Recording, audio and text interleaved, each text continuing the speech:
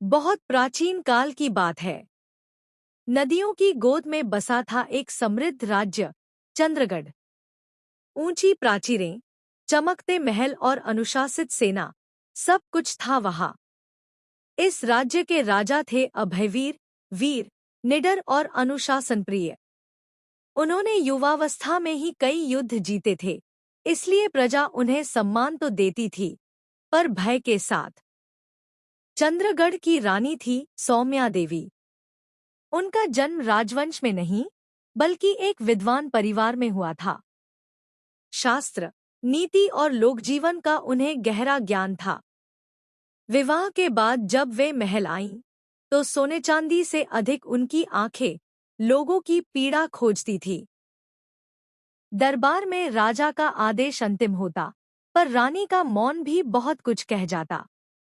राजा का विश्वास था, कठोर शासन से ही राज्य सुरक्षित रहता है।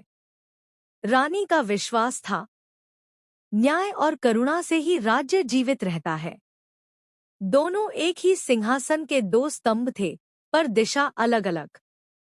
एक दिन दरबार में अकाल की खबर आई। खेत सूख रहे थे, कुएं खाली हो रहे थे।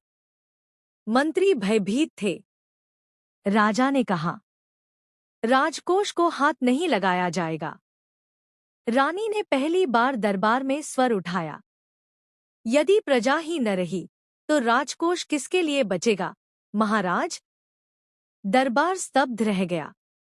राजा ने कुछ नहीं कहा, पर उस दिन पहली बार उन्होंने रानी की ओर देर तक देखा। उस रात चंद्रगढ़ के आकाश में बादल नहीं थे, पर महल के भीतर परिवर्तन की आहट थी।